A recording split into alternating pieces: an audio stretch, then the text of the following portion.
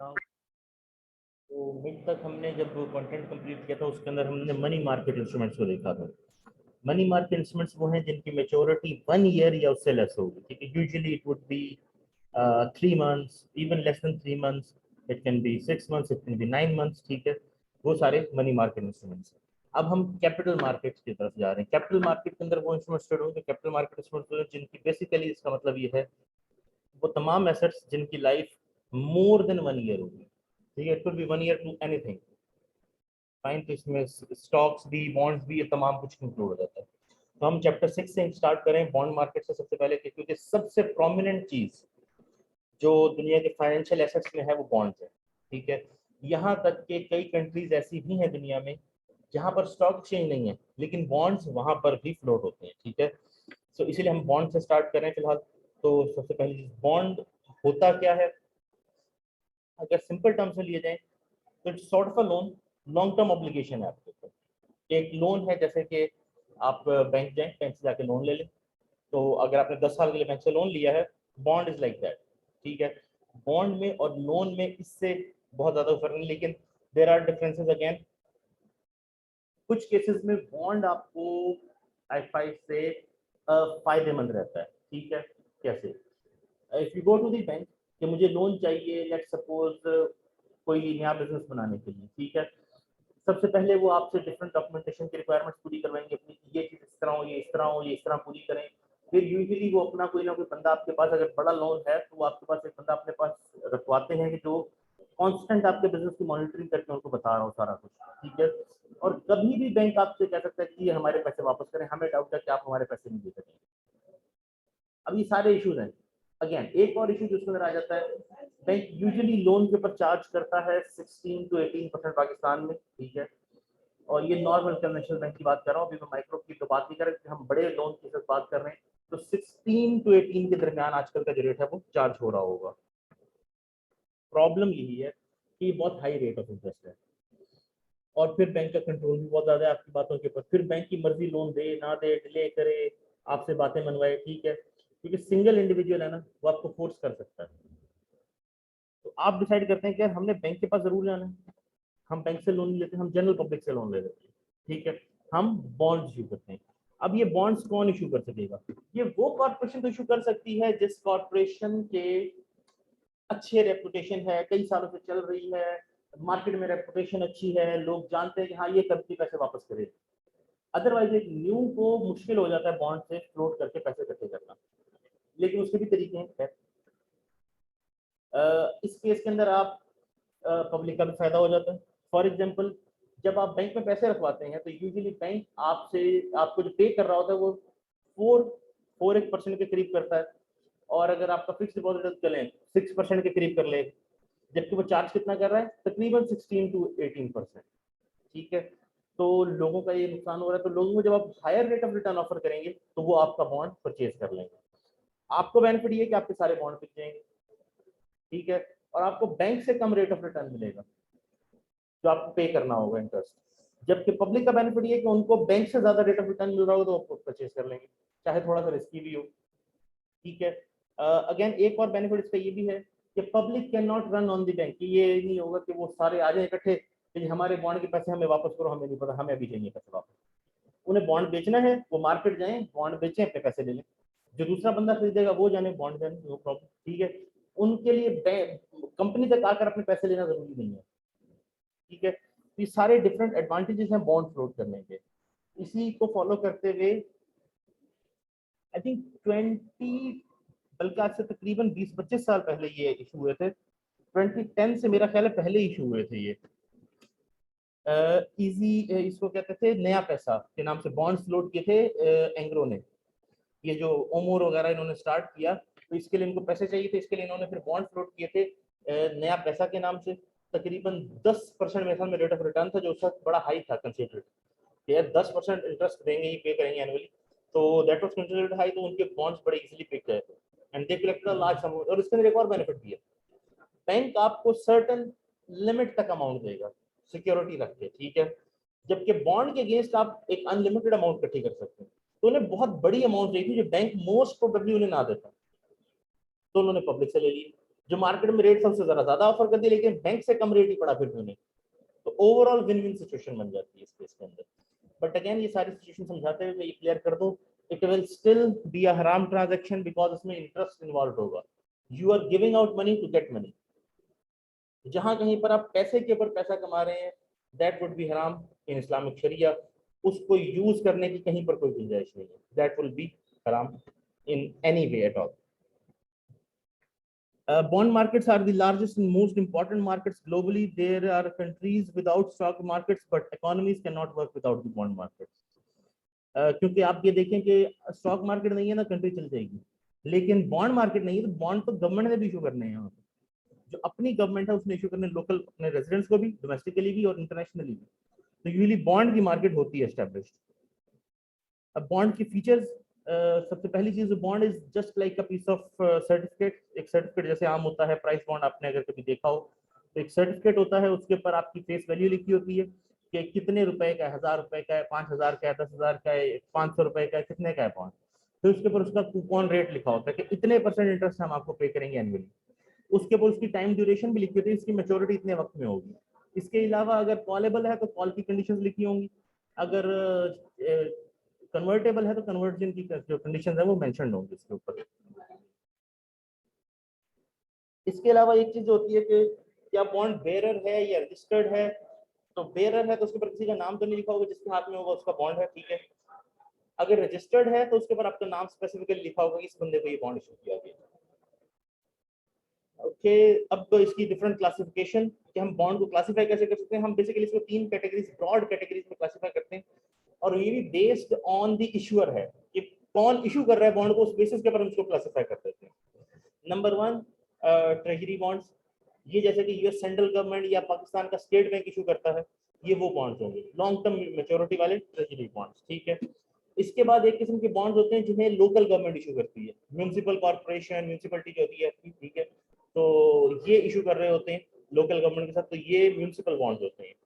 और तीसरी टाइप के बॉन्ड्स होते हैं जो कि कंपनीज इशू करती हैं, जैसे कि मैंने एंग्रो की एग्जांपल दी, जिस तरह कॉर्पोरेशंस, बड़ी कंपनियां, लिमिटेड कंपनीज वो इशू कर रही होती हैं। अभी हम इन सबको डिटेल में देख लेते हैं। सबसे पहले हैं ट्रेजरी बॉन्ड्स, जो कि फेडरल गवर्नमेंट इशू करती है यूजुअली।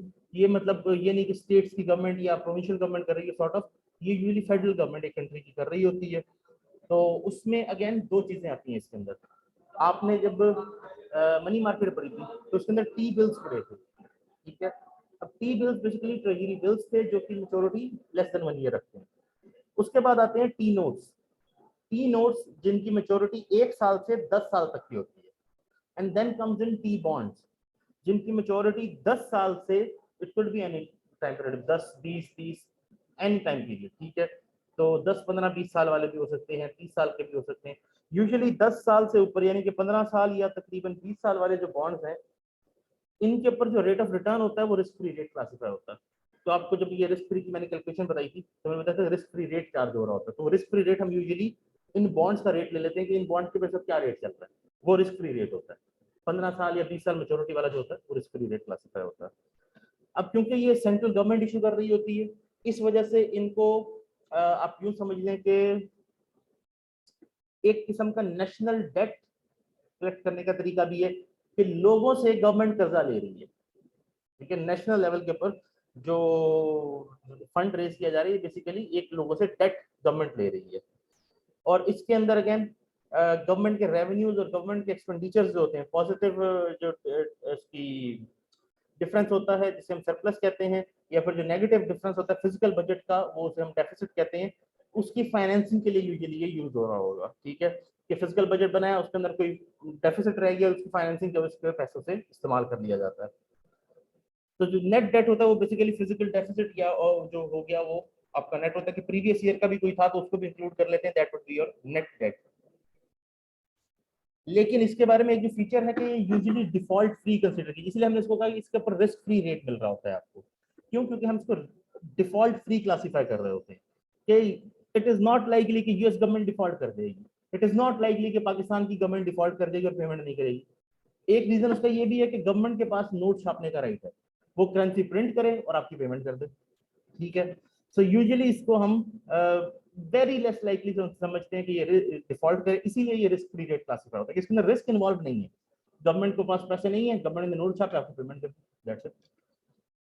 ठीक है, तो ये चीज के अंदर क्लासिफाई हो जाती है, तो डिफॉल्ट फ्री होती है। एक्सचेंज रेट का रिस्क इसमें डेफिनेटली इन्वॉल्व होता है जब आप इनको फॉरेन में इशू करते हैं। फॉर एग्जांपल पाकिस्तान ने फॉरेन बॉन्ड इशू किए हुए हैं अपने सेंट्रल बैंक के थ्रू, जैसे कि इसहाकदार ने बिल्कुल गवर्नमेंट के लास्ट डेज के अंदर जाके यूएसए के अंदर बहुत एक्सपेंसिव हाई रेट के ऊपर बॉन्ड्स फ्लोट किए थे। वो बॉन्ड्स पता नहीं 6% 7% के ऊपर थे या इस तरह की परसेंटेज थी, अब बड़े हाई रेट के ऊपर फ्लोट किए। लेकिन अगर आप ये देखें कि इसमें एक्सचेंज रेट का रिस्क कहाँ इन्वॉल्व होता है, ये जो अक्सर आप अभी आजकल पॉलिटिशियंस की स्पीच अगर सुन रहे हो कि जी पाकिस्तान के जो ये डॉलर 200 का हो गया है तो उसके बाद हमारे कर्जे इतने अरब से बढ़ गए हैं, आखिर कर्जा कैसे बढ़ गया?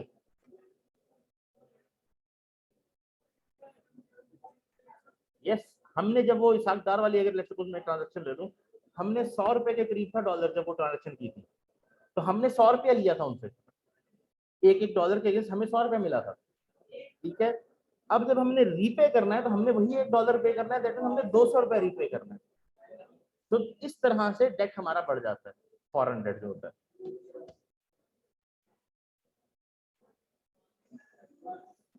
तो इसलिए इसके अंदर ना एक्सचेंज रेट का या करेंसी का रिस्क भी होता है। ऑन दी रन इसको यूजुअली कंसीडर किया जाता है, जो टी बिल्स होते हैं इनको ऑन दी रन कंसीडर किया जाता है। ऑन दी रन का मतलब होता है कि हाईली लिक्विड है, हाईली लिक्विड है, आप जब चाहे जहां चाहे बेच सकते हैं। ठीक है, आपको ये जरूरत नहीं है कि कोई लेगा कि नहीं लेगा। जैसे हमारे यहाँ होते हैं ये प्राइस बॉन्ड, अब किसी आम दुकानदार को भी आप कहने अभी पैसे नहीं है ये प्राइस बॉन्ड रख लो मेरा, वो रख लेगा, एक्सेप्ट कर लेगा आपसे। क्यों? क्योंकि उसे पता है कि ये मैं बेच भी सकता हूँ, ये मैं बैंक जाके कभी भी कैश कर, it is equal to cash. ठीक है, तो यूजुअली ये भी ऑन द रन होते हैं, ये लिक्विड कैश की तरह ही होते हैं, highly liquid. Of the run वो एसेट होता है जो इनलिक्विड हो, जो बेचना मुश्किल हो जाए, लेस लिक्विड हो, मॉर्गेज कॉन्ट्रैक्ट हो सकता है, कोई और चीज हो सकती है। कूपन पेमेंट वो पेमेंट होती है जो हम इसके ऊपर इंटरेस्ट की पेमेंट रिसीव कर रहे होते हैं। अब ये यूनाइटेड स्टेट्स के अंदर तो सेमी एनुअली होती है, आई थिंक पाकिस्तान के अंदर या सेमी एनुअल है या एनुअल है। ठीक है, तो यूजुअली यूनाइटेड स्टेट्स के अंदर ये सेमी एनुअल इसकी पेमेंट की जाती है, साल में 2 बार। अगेन प्रिंसिपल फिक्स्ड होता है, लेकिन इन्फ्लेशन इंडेक्स भी हो सकते हैं इसके अंदर। इन्फ्लेशन इंडेक्स मतलब कि आपको जब पैसे मिलेंगे तो उसके अंदर इन्फ्लेशन के हिसाब से पैसे आपको रिटर्न किए जा रहे होंगे, इन्फ्लेशन के हिसाब से उसका रिटर्न आपको मिल रहा होगा। इसके बाद एक नया कॉन्सेप्ट है फाइनेंस की टर्म्स के अंदर, स्ट्रिप का। ठीक है, अब क्योंकि finance is a very vast field, इसमें हम नए नए कॉन्सेप्ट बहुत एक रैपिड पेस के साथ आ रहे हैं, नए प्रोडक्ट्स डेवलप हो रहे हैं बिल्कुल यूनिक किस्म के, जो आपने कभी सोचा नहीं यार अच्छा ऐसे भी हो सकता है, उसी पुराने प्रोडक्ट को यूज करते हुए हम कुछ नया बना लेते हैं। अब ये स्ट्रिप का कॉन्सेप्ट है, इसके अंदर हमने बॉन्ड के दो फीचर्स को आपस में एक दूसरे से अलग कर दिया है। मतलब पहला एक फीचर ये है कि बॉन्ड जब आप परचेज करते हैं, जैसे कि एक कॉमन बॉन्ड है, तो यू परचेज अ बॉन्ड, ठीक है, इसकी लाइफ को 5 ईयर का बॉन्ड, तो आपने आज परचेज किया, आज आपको पे दिए 1000 रुपए, आपको हर साल मिलना है 100 रुपए में 10% उसके ऊपर रिटर्न कूपन रेट है 10%। 5वें साल आपको 100 के साथ ये 1000 की वापस मिल जाता है। ठीक है, हमने क्या किया, हमने कहा इसको स्ट्रिप कर दें।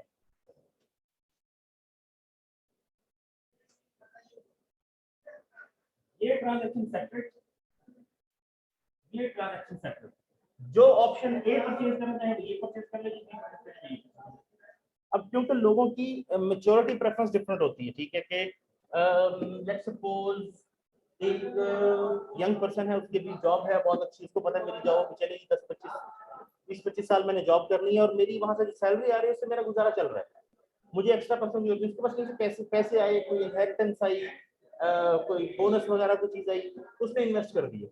अब वो कहते हैं मैं ऐसी इन्वेस्टमेंट करना चाहता हूँ जहां पर ये पैसे मैं एक बार इन्वेस्ट करूँ और मुझे 5-10 साल बाद एक ही बार पैसे मिल जाए, मुझे ये ना हो कि हर साल जो पैसे आ रहे हैं इनको मैं कितना इन्वेस्ट करूंगा दोबारा सोच के, मुझे चाहिए नहीं, मुझे जरूरत नहीं है, मुझे एक ही बार ये बड़ी अमाउंट मिल जाए, तो वो ये परचेज कर लेगा।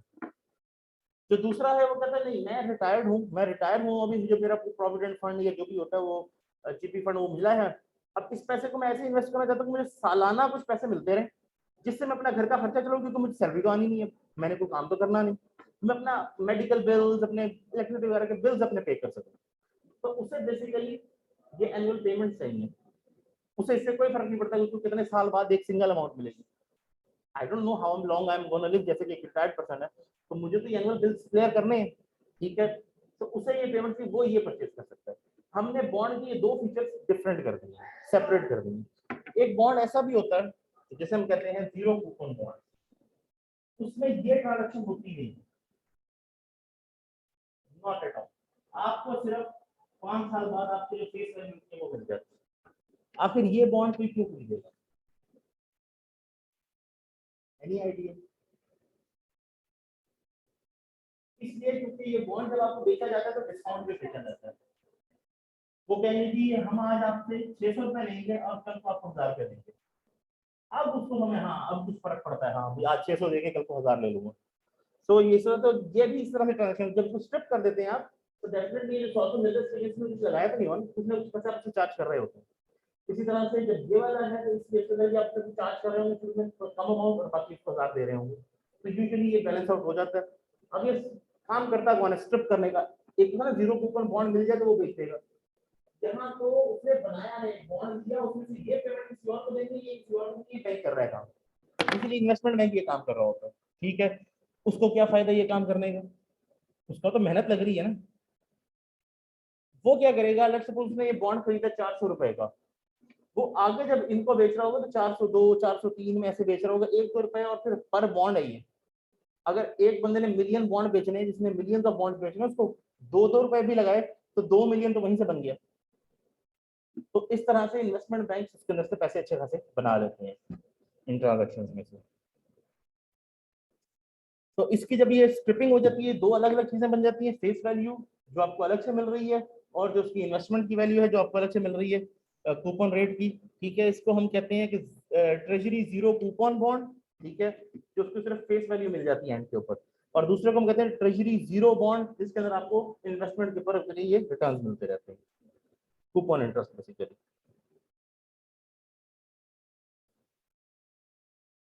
अगेन बाकी चीजें मैं पीछे से बता चुका हूँ। accrued interest, what is accrued interest? अगर मैं सिंपल टर्म्स में एक्सप्लेन करूं कि एक बॉन्ड था, कंपनी उसकी पेमेंट नहीं कर सकी इंटरेस्ट एक साल में, अब अगले साल वो जो पिछले साल का इंटरेस्ट है वो कंपनी ने देना है। वो इस बॉन्ड के अंदर ये नहीं होता कि आप बिल्कुल ही पेमेंट ही ना करें, वो देना है। आपने बात कर ली शेयर बॉन्ड होल्डर से कि जी हम इस साल नहीं दे सकते, हमें उम्मीद है अगले साल हम आपको ये वाला और अगला दोनों दे देंगे इकट्ठे, ठीक है, तो वो अक्रू हो जाएगा अगले साल के अंदर। लेकिन अगर उस दौरान आपने बॉन्ड बेचना है तो उस केस में उसकी जो प्राइस होगी वो डर्टी प्राइस होगी। क्यों? क्योंकि उसमें भी पिछले साल के जो इंटरेस्ट की पेमेंट थी वो रिसीव नहीं हुई। जब आप बेच रहे होंगे तो clean price plus accrued income जो उसकी आने वाली रहती थी वो ऐड करके उसकी फुल प्राइस बन रही होगी, इसलिए उसको हम डर्टी प्राइस कह रहे होंगे। अब ये बेचने या खरीदने कहां पर है? शेयर खरीदे बेचने हैं तो स्टॉक एक्सचेंज चले जाएंगे, बॉन्ड खरीदे हैं बेचने हैं तो कहां जाएंगे? You can say that, you can say that. क्या हर बैंक बेच देगा? अभी हम एचपीएल की ब्रांच में ले जाएं, ये हमारे बॉन्ड बेच दो, क्या वो बेच लेंगे, खरीद लेंगे? यस, नहीं खरीदेंगे वो, क्योंकि ये इन्वेस्टमेंट बैंक्स ये काम कर रहे हैं, इसलिए secondary market is the important thing. Secondary market में बिक रहे होंगे, तो सेकेंडरी मार्केट जो बॉन्ड्स की है वो यूजुअली बॉन्ड डीलर्स होते हैं। अब बॉन्ड गवर्नमेंट जैसे कि स्टेट बैंक मैंने इशू कर रहा है, स्टेट बैंक खुद से नहीं छापता बॉन्ड, स्टेट बैंक ने डीलर्स रखे हुए हैं, वो उनको बताते इतने के ये वाले बॉन्ड फ्लोट कर दो, वो छाप कर वो बॉन्ड फ्लोट करके पैसे स्टेट बैंक को पहुंचा देते हैं, ठीक है। तो उन्हीं डीलर्स के पास जिनसे आपने पहले खरीदा उनके पास आप ले जाएंगे सेकेंडरी मार्केट और वो उसकी ट्रांजेक्शन कर देंगे। पूरी बॉन्ड डीलर की एक अलग ही मार्केट है, ठीक है। ओके, म्यूनिसिपल बॉन्ड्स जो सेकंड कैटेगरी है इस केस के अंदर, म्यूनिसिपल का मतलब मैं आपको बता चुका हूँ कि लोकल गवर्नमेंट या जो आपकी म्यूनिसिपल कॉर्पोरेशन वगैरह होती है, बेसिकली लोकल गवर्नमेंट इशू कर रही होगी। यूएसए के अंदर ये आमतौर पर टैक्स एग्जेम्प्ट होते हैं कि इनके ऊपर टैक्स आपको नहीं पेगा। जैसे कि बैंक के अंदर आपने पैसे रखे हैं उसके ऊपर आपको इंटरेस्ट मिला है तो उस पर टैक्स कटता है, इसके ऊपर टैक्स नहीं कटेगा, इसकी पूरी की पूरी पेमेंट हो जाएगी आपकी, ठीक है। इसलिए इसके ऊपर इंटरेस्ट रेट जरा कम होता है क्योंकि ये टैक्स डिडक्टेबल, इसके ऊपर टैक्स लगता ही नहीं है। ये यूजुअली इसके अंदर फिर दो कैटेगरीज आ जाती हैं। एक है general obligation bond. General obligation bond के अंदर बेसिकली कोई गारंटी नहीं होती, कोई सिक्योरिटी नहीं होती पीछे। होता क्या है, it is basically backed by the full faith in the local government, कि जो लोकल गवर्नमेंट है ये डिफॉल्ट नहीं करेगी, हम अपनी गवर्नमेंट के ऊपर ट्रस्ट करते हुए जी उन्होंने प्रॉमिस किया वो डिफॉल्ट नहीं करेंगे, इस बेसिस के ऊपर ये हो रहा था। ठीक है, कोई सिक्योरिटी कोई एसेट पीछे नहीं रखा होता हमने। ठीक है, तो कोई स्पेसिफिक कोलेक्टरल नहीं है, कोई स्पेसिफिक रेवेन्यू स्ट्रीम हमने नहीं डिफाइन की कि यहाँ से पैसे आएंगे तो हम आपको देंगे। बस गवर्नमेंट ने प्रॉमिस कर दिया कि जी लोकल गवर्नमेंट प्रॉमिस करती है हम आपको इसके अगेंस्ट ये पेमेंट करेंगे। अब इस मामले को जरा क्लियर करना जरूरी है। प्रॉमिस की वर्ड क्या होती है? How good is the promise? Nothing. जैसे कि जरदारी साहब ने अपने इंटरव्यू में कहा था कि ये तो सियासी बात होती है, प्रॉमिस होता है, ये कौन सा कोई हदीस है हमने इसको फॉलो करना ही करना है। Promise is only worth until दो लोग उसको फुली फुलफिल करने के अंदर इंटरेस्टेड हैं, दैट्स इट। तो इसीलिए अगर आप बॉन्ड का वर्ड देखें, what does bond mean? Promise. Bond promise को कहा जाता है। तो bond basically is a promise. मैं वादा करता हूं मैं तुम्हें ये पैसे दूंगा, इस हिसाब से दूंगा, ना दो क्या कर लेंगे? Gets the idea? तो बॉन्ड या ये जो स्पेशली जनरल ऑब्लिगेशन बॉन्ड है, इसके अंदर रिस्क बहुत ज्यादा है, कोई सिक्योरिटी नहीं है हमारे पास, हमने सिर्फ एक वादे की बेस के ऊपर सारी डील कर ली है। फाइनेंशियल ट्रांजेक्शन, जो फाइनेंशियल सिस्टम सारा हमारा चल रहा है, ये बेसिकली ट्रस्ट के ऊपर चल रहा होता है। तो ये बॉन्ड में प्रॉमिस है कि यार प्रॉमिस किया तो वापस देंगे तो सही, ना दे तो। जैसे कि हवाई बैंकरप्ट हो गया था, ठीक है, हवाई जो यूनाइटेड स्टेट्स की एक स्टेट है, इट गॉट बैंकरप्ट। अब उसके बॉन्ड की वैल्यू क्या थी? Worthless, zero. बॉन्ड के प्रॉमिस मैं आपको दूंगा, स्टेट ने कह दिया हम बैंकरप्ट हो गए, क्या कर लेंगे? क्योंकि ये सिर्फ प्रॉमिस है, इसीलिए कि गवर्नमेंट ने किया है, does not make it any difference. क्यों? क्योंकि government is nothing, it is no one. Government कौन है भाई?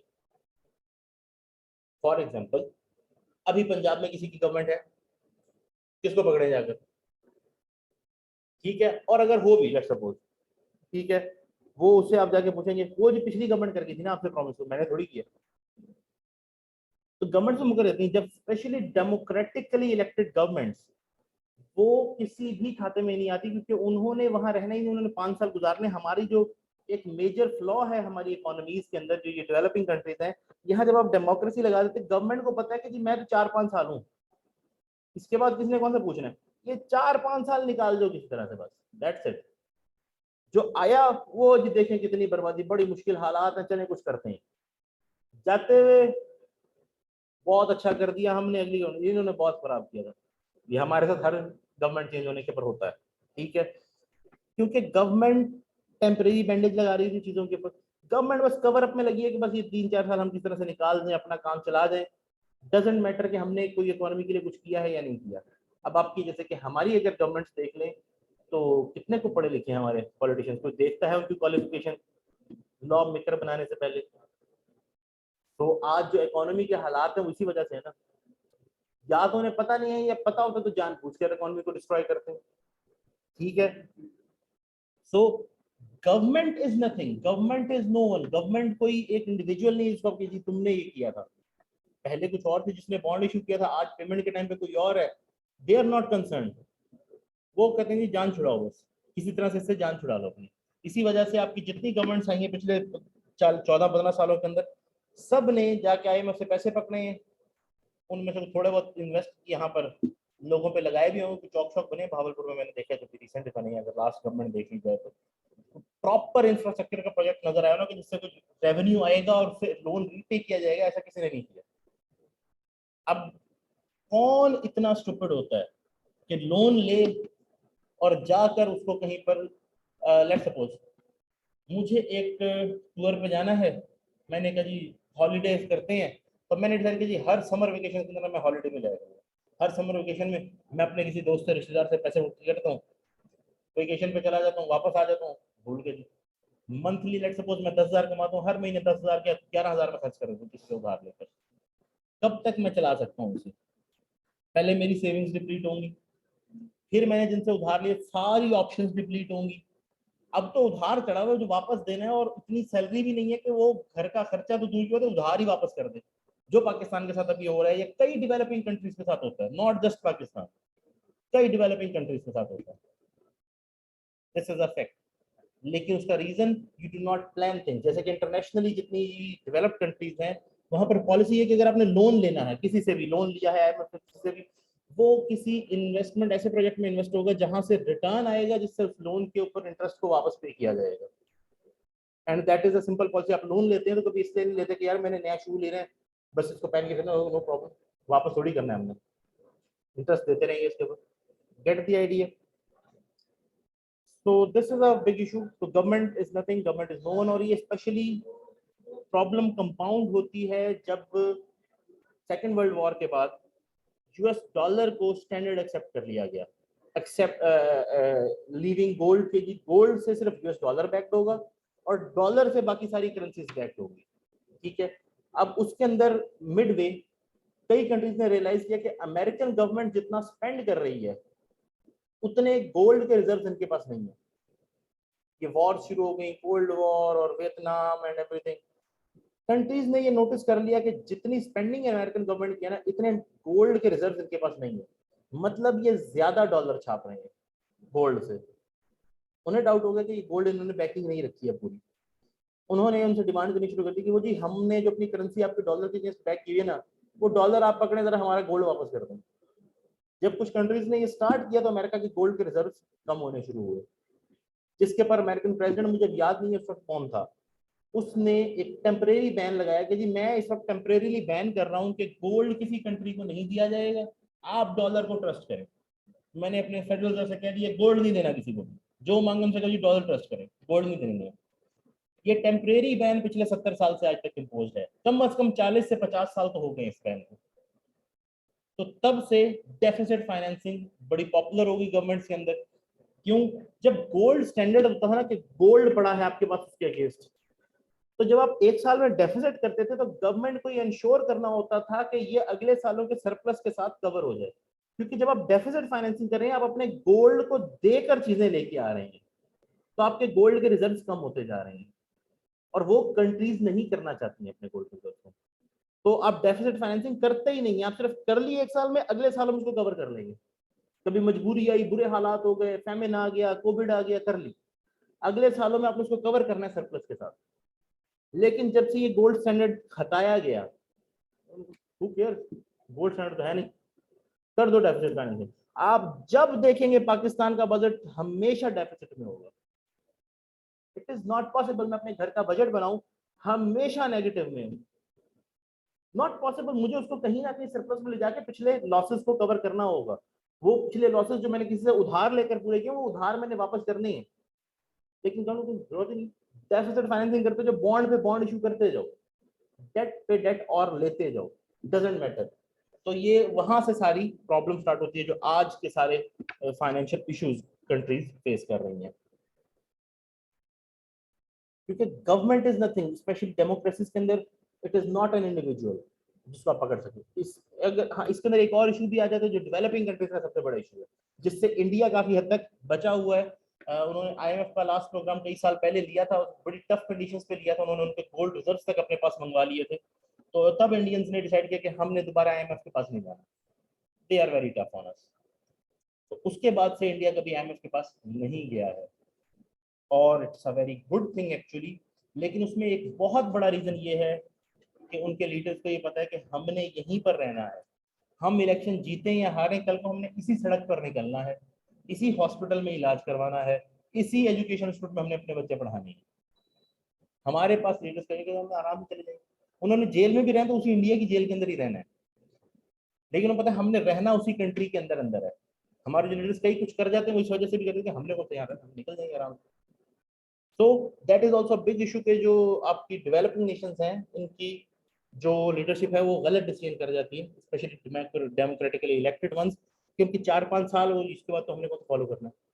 सो क्योंकि कोई लॉन्ग टर्म प्लानिंग के लिए इंसेंटिव नहीं है उनके पास कि तब तो किसी और की गवर्नमेंट होगी ना, हमने क्या करना है प्लान करके। और अगर प्लान कर भी लेते हैं, इकोनॉमिस्ट्स ने बना दिया, किसी ने बना दिया एक प्लान, कि हम लॉन्ग टर्म की प्लानिंग कर लेते हैं कि अगले 15, 20, 25 सालों में पाकिस्तान ने ये करना है, लेट्स सपोज। प्रॉब्लम ये है कि ये तो पिछली गवर्नमेंट के उसने बनाया था, ये इकोनॉमी हम तो नहीं मानते, ये खत्म करो, नई आ गई है नया। जैसे कि अगर पिछले 15 ईयर्स 14 ईयर्स हम डिस्कस कर लें, पीपल्स पार्टी की गवर्नमेंट आई थी, एग्रीकल्चर, वहां उन्होंने एग्रीकल्चर को कुछ प्रमोट कर दिया, बाकी सब तबाह हो गया।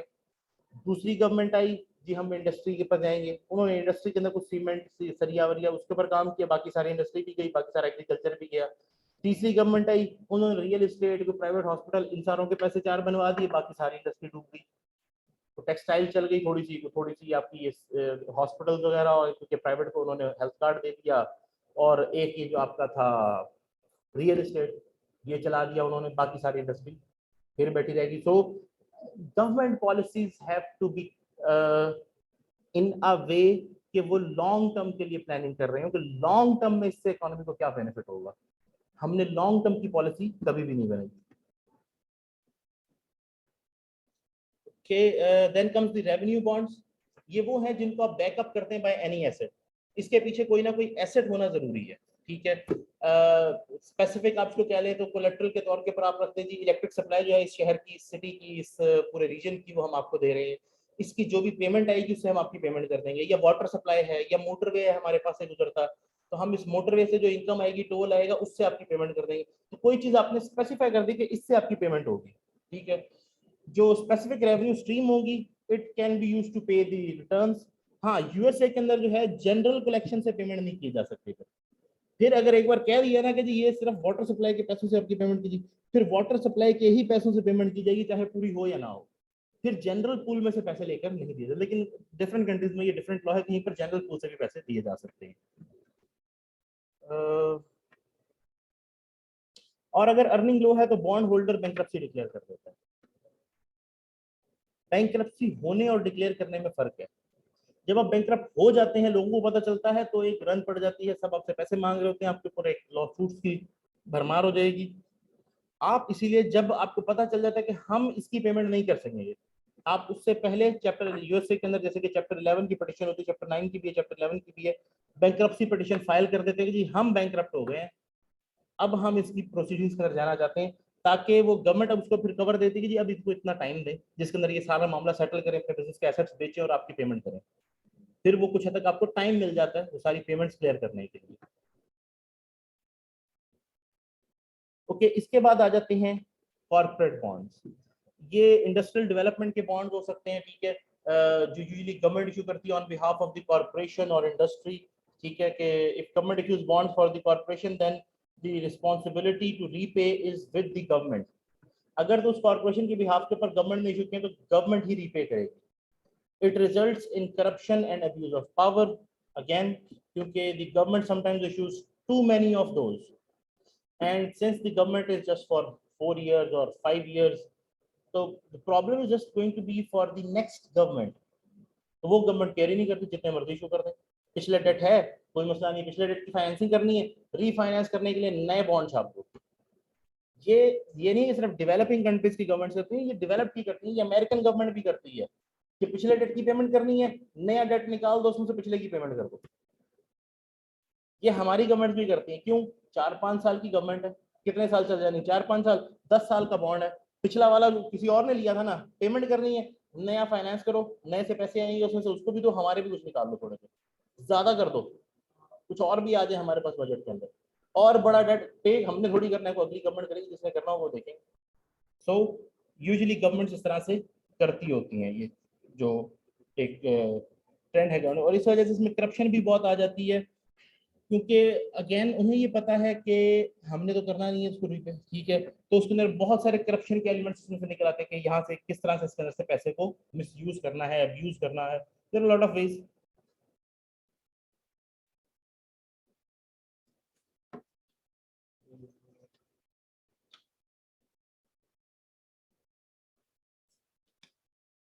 It's too hot in here.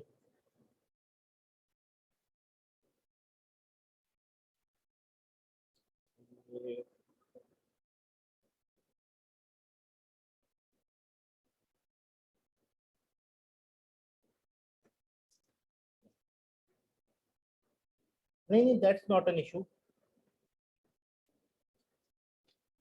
in general it's too hot. Okay, so okay, moving forward, primary market. Primary market के अंदर जहां पहली बार अपने शेयर्स फ्लोट करते हैं, जहां पहली बार आपने शेयर्स इश्यू करने हैं, जो कि एक अंडरराइटर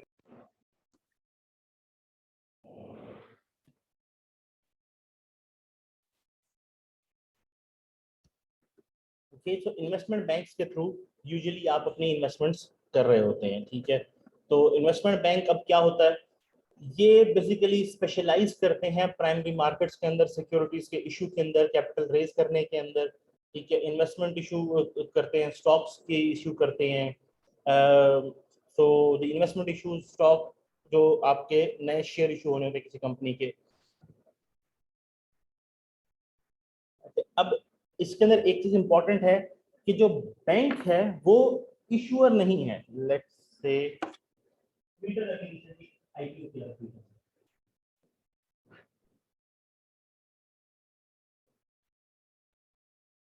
कंप्यूटर का आईपीओ आई थिंक किया था, I think either Morgan Stanley और गोल्डमैन सैचेस, ठीक है। लेट्स सपोज गोल्डमैन सैचेस ने किया था, ठीक है। अब ये ट्विटर एक डिफरेंट कंपनी है, गोल्डमैन सैचेस एक डिफरेंट इन्वेस्टमेंट बैंक है। इन्वेस्टमेंट बैंक अपने शेयर इशू नहीं कर रहा, ये ट्विटर के कहने के ऊपर उनके शेयर इशू करता है, फ्लोट करता है। तो आईपीओ ट्विटर की होगी, तो ये उसके शेयर इशू करेगा पहली बार, ये अपने शेयर इशू नहीं कर रहा होगा।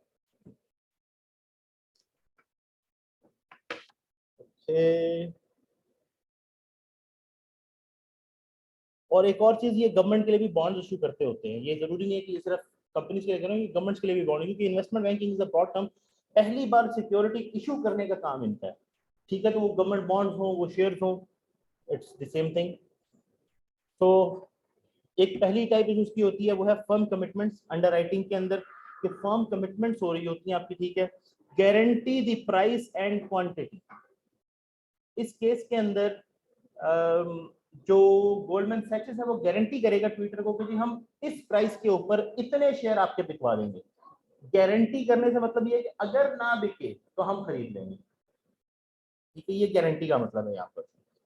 दे can sell it for more and earn profit, और sell it for less and incur loss, ठीक है। अब जो भी प्रॉफिट और लॉस है वो इसका है। अब अगर वो इससे ज्यादा जो प्राइस तय किए इनके साथ, उससे ज्यादा प्राइस के ऊपर बेच दें, सारे शेयर बिक जाए, तो एक्स्ट्रा पैसे सारे इनके हैं। अगर उससे कम के ऊपर बेचें और सारे ना भी बिके, बचे पड़े रह जाए, फिर भी वो जो लॉस भी है इनका है और वो जो बच रहे हैं वो भी ये खरीदेंगे, क्योंकि उन्होंने उनको गारंटी दी कि हम आपके शेयर बेच देंगे। इसको कहते हैं फर्म कमिटमेंट्स। ये एक अंडरराइटिंग की टाइप है। डिफरेंट टाइप से आप अंडरराइटिंग करवा सकते हैं। अगेन इसकी फीस ज्यादा होगी डेफिनेटली, क्योंकि रिस्क है ना बिके, प्राइस की गारंटी है, क्वांटिटी की गारंटी है, तो रिस्क ज्यादा है कि यहाँ पर ये फीस भी ज्यादा चार्ज करेगा अंडरराइटिंग। बड़ी हैवी फीस होती है अंडरराइटिंग की भी।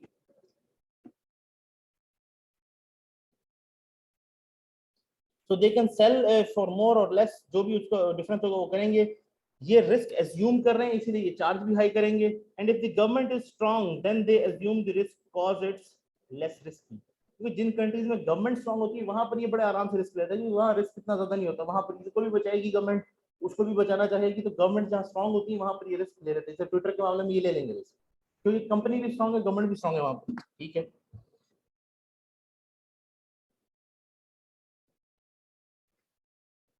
अब इसमें अगर हम गवर्नमेंट इशू की बात करें, कि जब ये गवर्नमेंट के लिए बॉन्ड इशू कर रहा है, बॉन्ड इशू करता है गवर्नमेंट के लिए, तो जब गवर्नमेंट के लिए इशू करेगा तो वहां पर एक चीज होती है जिसे हम कहते हैं नेगोशिएशन, ठीक है। तो ये नेगोशिएट करवा सकते हैं, इसे हम कहते हैं नेगोशिएटेड इशू, ठीक है। ये नेगोशिएटेड ट्रांजेक्शन हो रही है।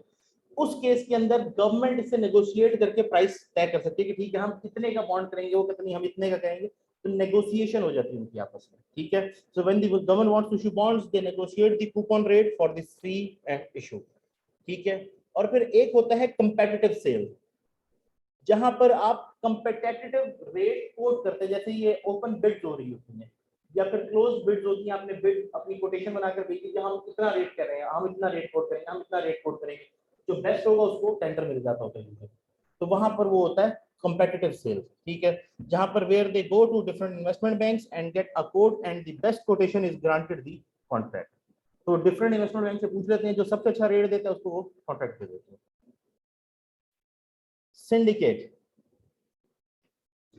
basically syndicate is a, you can say, group of investment banks or financial institutions who pool their resources, ठीक है, to share the risk in a financial security, ठीक है, जो कि बहुत लार्ज है ना, विच इज वेरी लार्ज, तो उसके अंदर वो अपने रिस्क को शेयर करने के लिए एक सिंडिकेट बना लेते हैं कि हम अकेले अगर इसका रिस्क लेंगे तो बहुत ज्यादा लॉस हो सकता है, प्रॉफिट हो तो बहुत ज्यादा होगा लेकिन लॉस हो तो भी बहुत ज्यादा होगा, तो हम एक सिंडिकेट बना लेते हैं, 4-5 फाइनेंशियल इंस्टीट्यूशन मिलके इस फाइनेंसिंग को कर देते हैं, क्योंकि प्रॉफिट होगा तो सारे शेयर कर लेंगे, लॉस होगा तो सब में डिवाइड हो जाएगा, तो वो एक सिंडिकेट बना देते हैं। देन एक चीज होती है जिसे हमने पहले तो ना, ये जिसे हमने अभी डिस्कस किया था कि फर्म कमिटमेंट है, ठीक है, फर्म से अपने कमिट कर लिया कि इस प्राइस पे इतनी क्वांटिटी हम बिकवा के रहेंगे।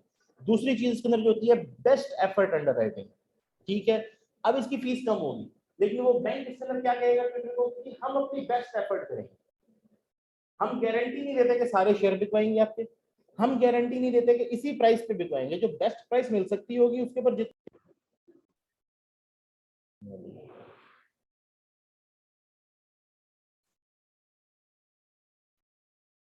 ओके। बेस्ट एफर्ट अंडरराइटिंग के अंदर बेसिकली बैंक गारंटी नहीं कर रहा कि जी हम आपकी इतनी प्राइस के ऊपर इतनी क्वांटिटी बिकवा देंगे, बैंक हाँ एक चीज की गारंटी दे सकता है कि चलिए आप प्राइस की गारंटी ले लें या आप क्वांटिटी की गारंटी ले लें कि इतने शेयर बेच दो, प्राइस जो मर्जी हो जाए हमारी तरफ से, या फिर प्राइस इतनी गारंटी कर दो, शेयर जितने आप मर्जी बेच दो, ठीक है, तो एक चीज की दे सकता है लेकिन जरूरी नहीं है कि उसे एक चीज की भी दे, ठीक है। Then comes in another option कि आप प्राइवेट प्लेसमेंट कर दें, ठीक है, इसके लिए अब आपको अंडरराइटर की जरूरत नहीं है, आप प्राइवेट प्लेसमेंट कर सकते हैं, issue to the general public कर सकते हैं, ठीक है, only the public can buy, इसके अंदर आप ये करेंगे जो जनरल लोग हैं वो बाय कर सकते हैं और कोई ना खरीदे, including mutual funds, pension funds, hedge funds, तो ये तमाम इसको परचेज कर सकते हैं, कोई इन्वेस्टमेंट बैंक्स को कह सकते हैं कि आप परचेज कर लें, ठीक है। ये एक क्विकर और फास्टर तरीका है, क्योंकि जो अंडरराइटिंग है वो एक लंबा प्रोसीजर है पूरा जो चलता है, ज्यादा क्विकली अगर आपने फास्टर और चीपर काम करें, क्योंकि अंडरराइटर अच्छी फीस चार्ज करेगा आपसे, तो चीपर है कि आप जनरल पब्लिक को हम ये बेचने जा रहे हैं, जैसे कि एंग्रो ने किया था कि अपना जो इसी पैसा बस एडवर्टाइज किया, लोगों ने खरीद लिया क्योंकि रेट अच्छा पे कर रहे थे वो आप, ठीक है, तो वो चीपर भी रहता है, क्विकर भी रहता है,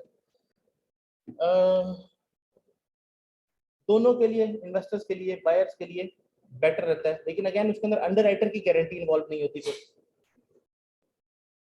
लेकिन यूजुअली इसके अंदर फिर आप लार्ज इंस्टीट्यूशंस को टारगेट करेंगे, क्यों, आप अगर मेरे जैसे कि कई इंडिविजुअल्स को टारगेट करने लग जाएंगे, इतने सारे इंडिविजुअल टारगेट करने में फिर टाइम लग जाएगा और उतने ज्यादा पैसे इकट्ठे नहीं होंगे, आप डायरेक्ट पेंशन फंड के पास जाएंगे, हेज फंड के पास जाएंगे, इन्वेस्टमेंट बैंक के पास जा रहे होंगे, पेंशन फंड के पास जा रहे होंगे, म्यूचुअल फंड के पास जा रहे होंगे कि भाई इतने हमारे खरीद लो, उनका तो पोर्टफोलियो है पूरा, उन्होंने तो खरीदने भी है जब, तो थाउजेंड्स एंड मिलियंस के अंदर शेयर खरीदने हैं ना, तो वो उतने ही परचेज कर लेंगे डायरेक्टली।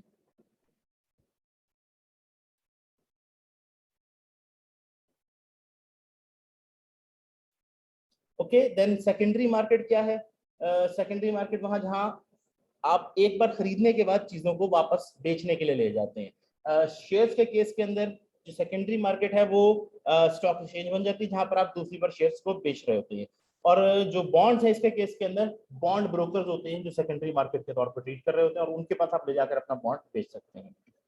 मेन प्लेयर जो है इन्वेस्टमेंट बैंक्स और ब्रोकर्स भी होते हैं इसके अंदर, सेकेंडरी मार्केट जो बॉन्ड्स की है उसके अंदर इन्वेस्टमेंट बैंक्स और ब्रोकर जो बॉन्ड ब्रोकर्स हैं, ठीक है।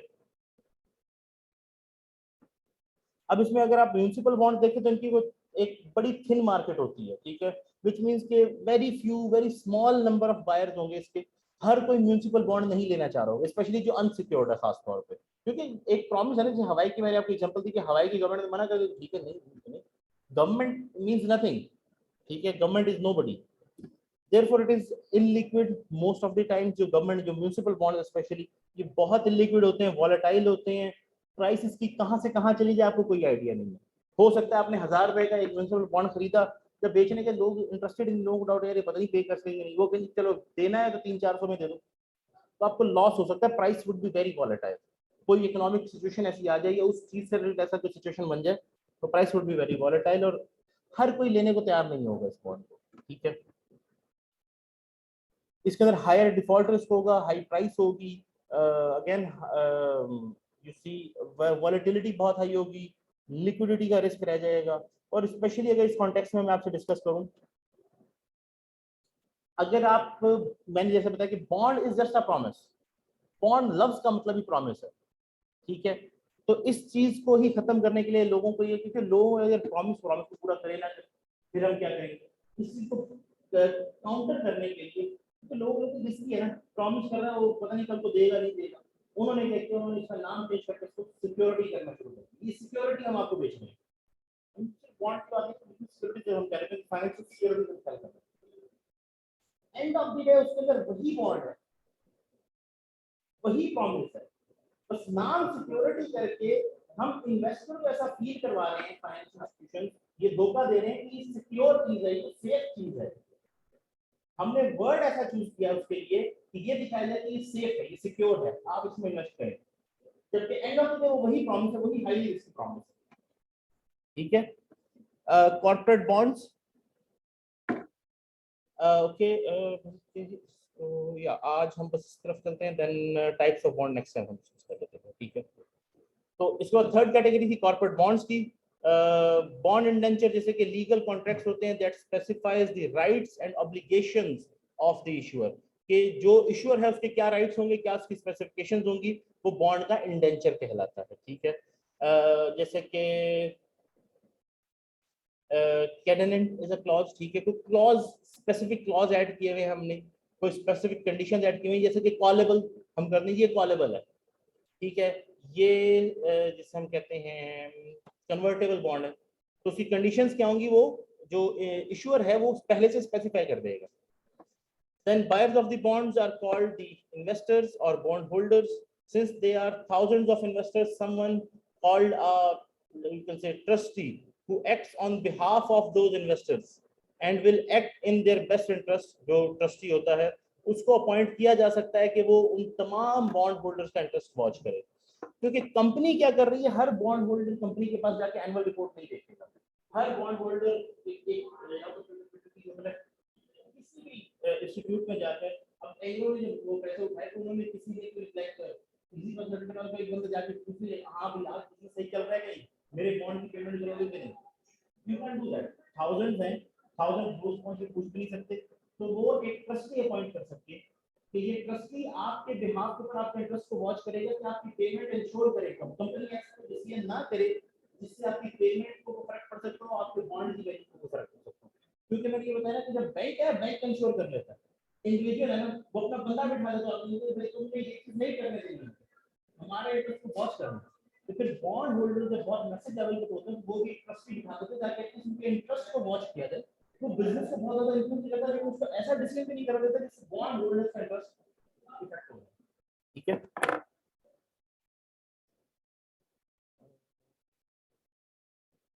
Again then there is a transfer agent जो बेसिकली रिकॉर्ड रखता है तमाम बॉन्ड ओनर्स का या बॉन्ड होल्डर्स का, as the bonds are sold to newer owners, के एक बंदे से दूसरे को, दूसरे से तीसरे को, तीसरे से चौथे को जब पिक रहा है तो किसके पास बॉन्ड है उसका रिकॉर्ड रखने वाला जो होता है वो ट्रांसफर एजेंट होता है। Trustee informs the bond holders on potential problems और एनी डिसीजंस, एनी नेगेटिव और पॉजिटिव डिसीजंस, तो कोई इनिशिएट करना है लीगल एक्शन तो वो ट्रस्टी उनको इन्फॉर्म करता है कि जी आपको अब इसके ऊपर लीगल एक्शन करना चाहिए क्योंकि ये मेरी बात नहीं मान रहे, या ये काम गलत करने जा रहे हैं जिससे आपको नुकसान हो सकता है, तो ट्रस्टी बॉन्ड होल्डर्स को इन्फॉर्म करता है। ओके, आगे टाइप्स ऑफ बॉन्ड्स है, ये फिर काफी लंबा टॉपिक हो जाएगा, तो ये नेक्स्ट टाइम करेंगे कंप्लीट, क्योंकि ये फिर पूरा टॉपिक फिर एक ही गो में हम कर लेंगे, ठीक है। तो दैट्स इट फॉर टुडे।